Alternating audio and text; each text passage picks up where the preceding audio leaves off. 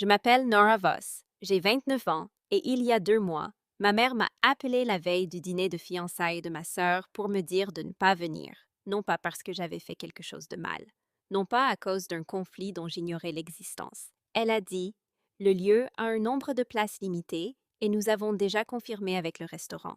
Ce serait plus simple si tu ne venais pas cette fois-ci. Tu comprends? Je comprenais. Je comprenais depuis 26 ans. Ma sœur a 2 ans de plus que moi. En grandissant, c'était elle qui avait droit aux fêtes d'anniversaire, avec des invitations assorties, celle dont la lettre d'admission à l'université avait été encadrée dans le couloir, celle que ma mère présentait aux inconnus comme notre battante. Moi, j'étais juste la cadette, celle qui était devenue silencieuse, celle qui, vers l'âge de 12 ans, avait cessé de demander à être incluse et avait commencé à construire autre chose à la place. Ce que j'ai construit, personne dans ma famille ne s'est jamais donné la peine de le demander. Il y a 3 semaines, j'étais assise dans mon appartement à Nashville quand mon téléphone a vibré avec un appel de ma grand-mère. Elle n'appelle jamais sans raison. Sa voix tremblait d'une manière que je n'avais pas entendue depuis la mort de mon grand-père, sauf que cette fois, ce n'était pas du chagrin. C'était plus proche de l'incrédulité. Pourquoi ne nous as-tu rien dit? A-t-elle demandé. J'ai répondu: dis quoi, grand-mère? Elle a dit: ma chérie, c'est dans le journal. Laissez-moi revenir en arrière. J'ai grandi dans un foyer où l'ambition n'était pas répartie équitablement. Ma mère était précise à ce sujet, d'une manière qu'elle ne réalisait probablement même pas. Elle avait simplement une préférence, comme certaines personnes préfèrent une couleur à une autre, et elle organisait sa vie autour de cette préférence.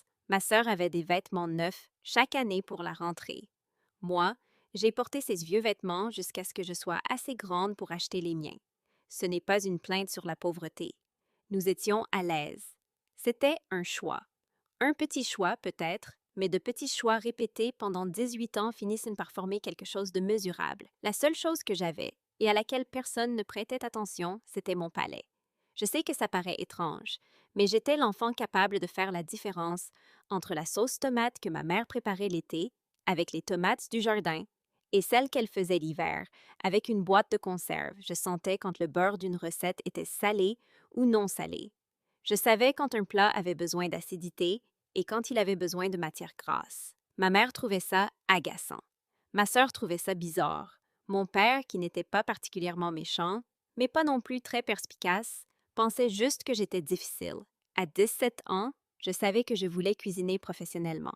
Pas de la cuisine familiale, pas du traiteur, de la vraie cuisine, de la cuisine de restaurant. Le genre où l'on reste éveillé à 2 heures du matin en pensant à une sauce et où l'on note tout dans le noir pour ne pas oublier. Je l'ai annoncé à mes parents au moment de postuler à l'université. Ma mère a réagi en imprimant une liste de programmes de droit dans 3 universités différentes. Mon père a dit: la cuisine, c'est un joli passe-temps. Ma sœur, qui avait 19 ans à l'époque et était déjà fiancée à un homme dont elle finirait par divorcer, a dit: tu serais debout toute la journée, ça n'a pas l'air épuisant. J'ai postulé au Culinary Institute of America à Hyde Park, dans l'État de New York. Je n'en ai parlé à personne avant d'être acceptée. Même après, personne n'a encadré la lettre. J'ai travaillé pendant toute la durée du programme. 2 emplois à temps partiel, des prêts étudiants, un appartement partagé avec 4 autres étudiants où nous nous entraînions constamment les uns sur les autres, où les mardis soirs étaient des dîners de dégustation improvisés et où quelqu'un faisait toujours brûler quelque chose à minuit. C'était le premier endroit où je me suis sentie vraiment chez moi. Après le diplôme, j'ai fait des stages non rémunérés dans 3 restaurants à New York, comme on le fait quand on construit quelque chose et qu'on n'a pas le luxe de l'impatience. Puis j'ai obtenu un poste rémunéré dans un restaurant franco-japonais du West Village, sous les ordres d'un chef qui s'exprimait presque exclusivement en termes de ce qui n'allait pas, et presque jamais de ce qui allait. Sans conteste, le meilleur professeur que j'ai jamais eu. 3 ans plus tard, il m'a recommandé à un collègue de Nashville qui ouvrait un nouvel établissement. J'ai déménagé. J'ai pris le poste de sous-chef. 18 mois après, je suis devenue chef principal. Le restaurant s'appelle Wisteria. Je n'ai rien dit à ma famille de tout cela, non pas parce que je me cachais, mais parce qu'ils avaient cessé de demander depuis longtemps et que j'avais cessé d'offrir des choses à des gens qui n'en voulaient pas. Ma mère savait que je cuisinais. Elle le décrivait de la même façon qu'à mes 17 ans. Nora fait quelque chose dans des restaurants.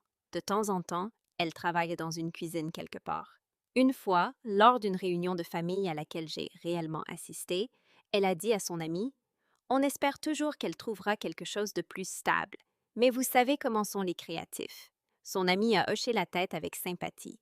J'ai souri et je suis retournée aider à faire la vaisselle en cuisine. Parce que les vieilles habitudes ont la vie dure. Le dîner de fiançailles de ma sœur avait lieu à Hargrove, l'un des meilleurs restaurants de la ville où vit ma famille, à environ 40 minutes de Nashville. Mon futur beau-frère est un homme agréable, sans complications, qui vend de l'immobilier commercial et entraîne une équipe de foot pour jeunes le week-end. Ma sœur était avec lui depuis 2 ans quand elle m'a appelé pour m'annoncer ses fiançailles. Ses mots exacts. On fait un dîner à Hargrove samedi prochain, et je voulais que tu le saches pour que tu ne prennes pas d'autres engagements par accident. Je n'avais pas été invitée. Elle me prévenait pour que je ne me sente pas mal de ne pas être incluse. C'était presque gentil, dans sa manière d'y penser. 2 jours avant le dîner, ma mère a envoyé le texto sur le nombre de places. Je n'ai pas répondu. Je suis allée travailler. Voici ce que j'ignorais le soir du dîner de fiançailles de ma sœur. 2 choses se produisaient simultanément, sans que j'y sois pour rien. Premièrement, le magazine Food and Wine avait publié ce matin-là sa liste annuelle des meilleurs nouveaux chefs d'Amérique. J'y figurais. L'article complet était en ligne depuis 8 heures du matin sur leur site, avec un portrait, 4 photographies et une citation que j'avais donnée à la journaliste 3 mois plus tôt, lorsque j'avais accepté l'entretien avant de l'oublier aussitôt, parce que je n'aime pas vraiment m'asseoir pour parler de moi, je suis bien plus à l'aise en mouvement. La citation disait: J'ai appris à cuisiner dans une famille où personne ne me voyait vraiment. C'est probablement pour ça que je cuisine comme je cuisine. Tout ce que je le fais pour être remarqué. Deuxièmement, Hargrove, le restaurant où avait lieu le dîner de fiançailles de ma sœur, s'était approvisionné ce soir-là pour 3 de ses plats de signature, 2 entrées et le plat principal vedette chez le fournisseur partenaire de Wisteria, une petite ferme en périphérie de Nashville que nous avions aidé à se faire connaître. La responsable des opérations du restaurant, une femme qui avait mangé 2 fois à Wisteria et qui savait exactement qui j'étais, avait inclus une note sur les cartes de menu de la soirée. La note mentionnait mon nom. J'étais au travail quand mon téléphone a commencé à sonner. Je l'ai ignoré. Je suis toujours au travail et j'ignore presque toujours mon téléphone pendant le service. C'était un mardi. Nous avions un carnet de réservation complet et 2 événements privés. Je n'ai regardé mes messages que vers 23 heures. Il y avait 14 appels manqués, 6 de ma mère, 3 de ma grand-mère, 2 d'un numéro que je ne reconnaissais pas. Il s'agissait de ma tante appelant depuis un nouveau téléphone, un de ma sœur, suivi d'un message vocal de 47 secondes sur lequel je reviendrai. Je me suis assise sur la marche devant la porte arrière de la cuisine, encore en tenue de chef, et j'ai d'abord rappelé ma grand-mère. Elle a décroché dès la première sonnerie. Pourquoi ne nous as-tu rien dit? C'est là que j'ai appris la nouvelle. Elle m'a lu l'article de Food and Wine au téléphone. Elle a 73 ans et elle me l'a lu lentement, mot pour mot, pendant que j'étais assise sur une marche en béton dans la ruelle derrière mon restaurant, à 23h15, tenant mon téléphone à 2 mains. Quand elle a fini, elle a dit: Ma chérie, tu es extraordinaire. Tu le sais? J'ai dit: Merci, grand-mère. Elle a dit: Je dis depuis des années aux gens que tu ferais quelque chose d'important.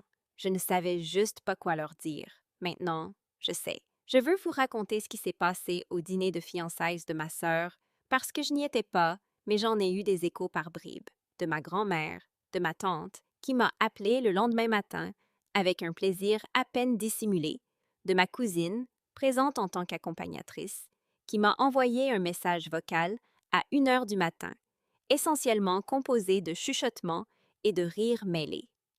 Le dîner était prévu pour 19 heures, 30 invités, surtout de la famille des 2 côtés, et quelques collègues de travail de mon futur beau-frère. Ma mère avait choisi Hargrove spécifiquement parce qu'elle voulait un endroit qui paraisse raffiné, un endroit qui impressionnerait la famille de celui-ci, apparemment assez fortunée pour mettre ma mère mal à l'aise et donc pleine d'aspiration. Les cartes de menu avaient été placées sur les tables avant l'arrivée des invités.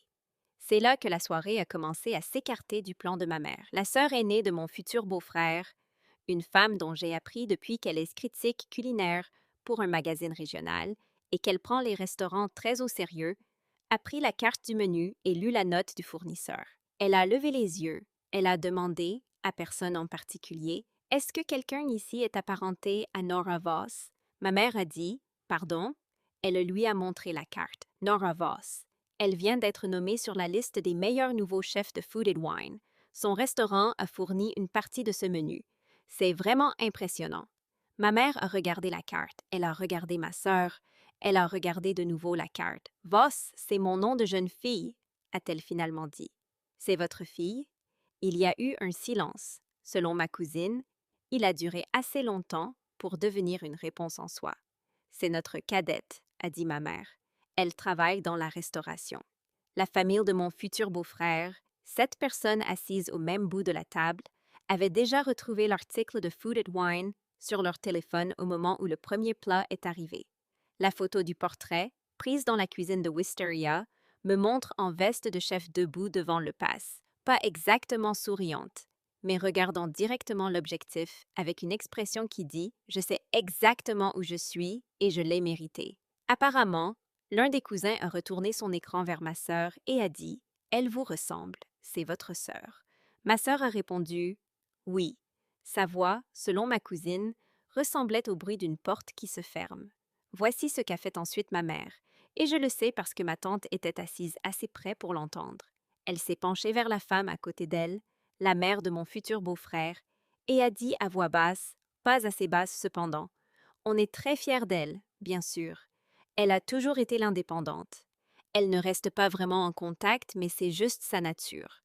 Vous savez comment sont certains enfants. » La femme a hoché la tête poliment. Ma tante, qui de mémoire n'est jamais restée silencieuse quand elle avait l'occasion de parler, a lancé depuis l'autre bout de la table. Elle reste en contact avec moi et avec maman. Et pour autant que je sache, elle vous a tous invités au restaurant 2 fois et personne n'y est allé. Le sourire de ma mère s'est crispé. Ce n'est pas « Et ne t'a-t-elle pas envoyé une réservation pour ton anniversaire l'an dernier? Je m'en souviens parce qu'elle m'avait appelé pour connaître ton emploi du temps. C'est vrai. J'avais appelé le restaurant où je travaille, mon restaurant, et organisé un dîner pour mes parents et ma sœur à mes frais. Ma mère avait dit qu'elle y réfléchirait. Ils ne sont jamais venus. La table est devenue silencieuse, de cette manière particulière qui survient quand des gens qui ne se connaissent pas bien se retrouvent qu'un soudain témoins de quelque chose d'inattendu. Mon futur beau-frère s'est raclé la gorge. C'est, comme je l'ai dit, un homme agréable. Il a dit « Il faudra qu'on fasse une réservation nous-mêmes. J'ai entendu dire que Wisteria est excellent. » Ma sœur n'a rien dit. Le reste du dîner s'est poursuivi. Les plats se sont succédés. La nourriture était bonne, m'a-t-on dit, y compris le plat principal qui devait en partie ses ingrédients à la ferme que j'avais aidé à développer. À un moment, la conversation à table a dérivé, comme cela arrive, vers d'autres sujets, mais l'article n'a pas disparu. À la fin de la soirée, 4 invités différents avaient félicité ma mère d'avoir une fille qui venait d'être nommée parmi les meilleurs nouveaux chefs du pays. Chaque fois, elle répondait une variante de « Oui, on est très fiers », d'un ton qui semblait lire un texte qu'on venait de lui glisser 30 secondes avant le lever de rideau. Les fiançailles de ma sœur n'ont pas été le sujet principal de conversation à son propre dîner de fiançailles. Je ne dis pas cela par cruauté, je n'ai rien fait pour que cela arrive. J'ai simplement existé. J'ai travaillé, et ce travail existait, que quelqu'un le regarde ou non. Le message vocal de ma sœur durait 47 secondes. Les 5 premières secondes, c'était le silence. Puis, je ne sais pas comment tu as réussi à faire en sorte que cette soirée parle de toi sans même être là, mais tu y es arrivé. J'espère que tu es contente. Une autre pause, puis sa voix a baissé. Food and Wine, Nora, tu n'aurais pas pu me le dire? Elle a raccroché. Je l'ai écouté 2 fois, puis je l'ai supprimé. Je n'ai rien fait pour que cette soirée parle de moi. Je ne me suis simplement pas cachée. J'ai rappelé ma grand-mère le lendemain matin, et nous avons parlé pendant 1 heure. Elle m'a dit qu'elle s'était trompée de nom de restaurant pendant 10 ans, disant aux gens que je travaillais dans un endroit appelé Hart Grove, qui n'existe pas. Elle a ri en le disant. J'ai ri aussi. Elle a dit « J'aurais dû demander davantage. J'aurais dû te demander directement au lieu de simplement croire ce que disait ta mère. » Je lui ai dit qu'elle n'avait rien fait de mal.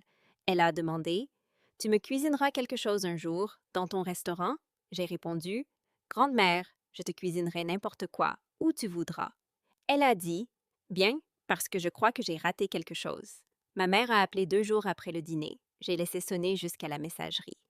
Elle a laissé un message qui était, à sa façon, un chef-d'œuvre pour ne pas dire ce qu'il fallait dire. Elle espérait que j'allais bien. Elle a dit que le dîner avait été charmant. Elle a dit qu'on devrait se retrouver bientôt. Vers la fin, elle a ajouté: Je sais qu'on n'a pas toujours été aussi présent qu'on aurait pu l'être. Je pense que c'est juste un problème de communication. Un problème de communication. J'ai écouté le message pendant que je préparais le service du déjeuner, les mains suivant le rythme familier de la mise en place du matin, l'odeur du beurre dans la poêle, l'ail qui commençait tout juste à devenir translucide. J'ai posé mon téléphone sur le comptoir et je ne l'ai pas rappelé. Mon père m'a envoyé un texto une semaine plus tard. Ce n'est pas un homme qui appelle quand un texto est possible. Il a écrit: Vu l'article, on dirait que les choses vont bien pour toi. Ta mère et moi aimerions visiter le restaurant un jour, si tu es d'accord. Je l'ai lu pendant ma pause, dehors, mon café refroidissant. Ce n'était pas des excuses. Ce n'était pas une reconnaissance du dîner qu'ils avaient refusé, ni des années de Elle travaille dans une cuisine quelque part, ni du dîner de fiançailles auquel je n'avais pas été invitée. C'était juste une porte entr'ouverte. J'ai laissé passer presque 2 semaines avant de répondre. Et quand je l'ai fait, j'ai écrit: Ça me ferait plaisir. Envoyez-moi un message quand vous prévoyez de venir à Nashville, et je réserverai une table. Pas un pardon. Pas encore. Peut-être jamais. Pas au sens habituel du mot. Mais une possibilité, une petite. Le genre qu'on tient légèrement, à 2 mains, comme on tient quelque chose qui pourrait se briser si on serre trop fort. Ma sœur ne m'a pas contactée. J'ai réfléchi à ce que je lui dirai quand elle le fera, et j'en suis venue à la conclusion que je n'ai pas besoin d'un discours préparé. Je n'ai pas besoin d'un grand moment. La vérité n'a pas besoin de mise en scène. Elle s'est déjà produite. Voici ce que je sais. J'ai passé des années à cuisiner dans des pièces où personne de ma famille ne venait me voir. J'ai envoyé des invitations restées sans réponse. J'ai construit une carrière dont personne ne demandait rien. Et rien de tout cela ne m'a arrêté. Rien ne m'a ralenti. Si quelque chose, ce silence a été une forme de liberté. Personne ne regardait. Donc il n'y avait personne à décevoir. On construit différemment quand on construit sans public. Je suis debout dans ma cuisine à Wisteria en ce moment même. Il est 6h30 du matin, 2 heures avant l'arrivée de mes commis de cuisine, et la lumière à travers la fenêtre orientée à l'est a cette teinte dorée pâle qu'on ne trouve qu'en octobre. La livraison du marché fermier est arrivée il y a 40 minutes. Il y a une caissette de fraises de fin de saison sur le comptoir, avec laquelle je vais faire quelque chose. Je ne sais pas encore quoi. Je trouverai. Sur le mur près du pass, il y a un cadre que j'ai accroché il y a 2 mois. Il contient l'article de Food and Wine imprimé, non pas parce que j'ai besoin de validation. Je sais ce que je fais. Je sais ce que ça coûte. Je sais ce qu'il a fallu pour y arriver. Je l'ai mis là pour pouvoir le voir les matins où la cuisine est silencieuse et où le travail commence à peine, et pour me rappeler que cela s'est produit, que c'était réel, que je l'ai construit depuis un endroit où personne ne regardait. Si vous traversez vos propres années comme celle à cuisiner, à construire, à écrire, ou à faire un travail dont personne dans votre famille ne se soucie de demander des nouvelles, je veux vous dire quelque chose directement. Il suffit d'être vu par son travail. Il suffit de construire quelque chose qui connaît votre nom, même quand ceux qui devraient le connaître ne prennent pas la peine de l'apprendre. La reconnaissance viendra ou ne viendra pas. La famille comprendra ou ne comprendra pas. Mais ce que vous construisez est réel, quoi qu'il arrive. Ne cuisinez pas pour leurs applaudissements. Cuisinez parce que la nourriture est honnête et que le travail est sincère. Et que quelque part, dans une salle à manger que vous n'imaginez pas encore, quelqu'un prendra une bouchée et ressentira exactement ce que vous vouliez dire. Cela suffit. Cela a toujours suffi.